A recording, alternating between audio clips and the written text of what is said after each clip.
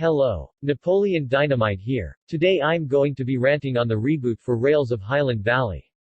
Now, I am not against the idea of a reboot in general, but what I am ranting about is the changes made to the episodes and characters. First of all, the episodes. In 2019, many GoAnimate videos and old ROHV shorts were deleted and apparently removed from canon. This makes no sense, as they were funny, such as Beaten Up and April Fool's Day, which have luckily been preserved thanks to these users. Dickless doesn't have a sense of humor anymore. One example of this was Jordan. Jordan was funny because he was loud and obnoxious. Like the parts where he wishes to work for CSX are funny and he always earns his comeuppance. However, as the series progressed he was phased out and put as a background character, similar to Duck from Thomas and Friends. His new character lacks luster. Another is Dave and Larry, as they used to be those evil guys who wanted to take over the railway, now they are just kind of your grouchy neighbor that sits on his porch yells at kids to get off his lawn. Who cares if their actions were seen as cringy to some, to me and many others it was funny. Now to get the decanonization of characters. In 2019, Lily and Marie were announced to always have been NS units instead of Amtrak ones under the excuse it is better for story development. What? So we're just supposed to disregard 4 years of canon so the story can be a little better? Sure, I know that the series is over and the characters were all purchased for a short line, but still, a good writer could easily work around it.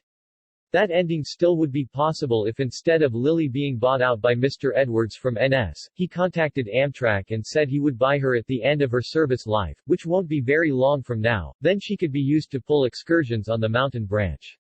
We know the prequel sometimes takes place before 2013, when Nicholas and Lily were revealed to have met in Tale of A.J. Class.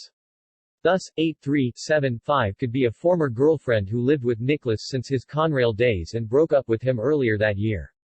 She would move to the south after the breakup, which is why she is never seen in the original series.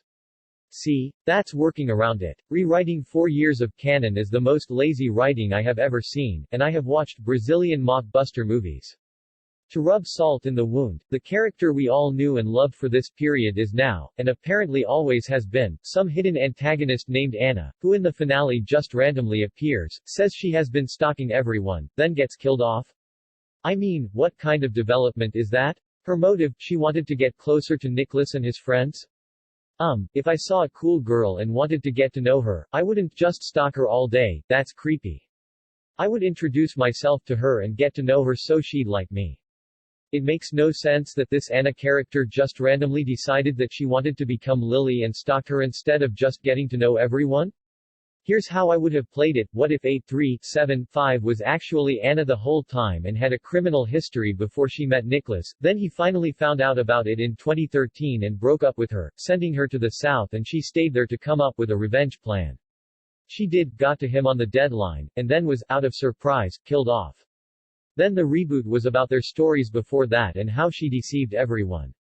Again, this is working around it. Now for the other characters who suffered the same fate, we'll start with Momoka.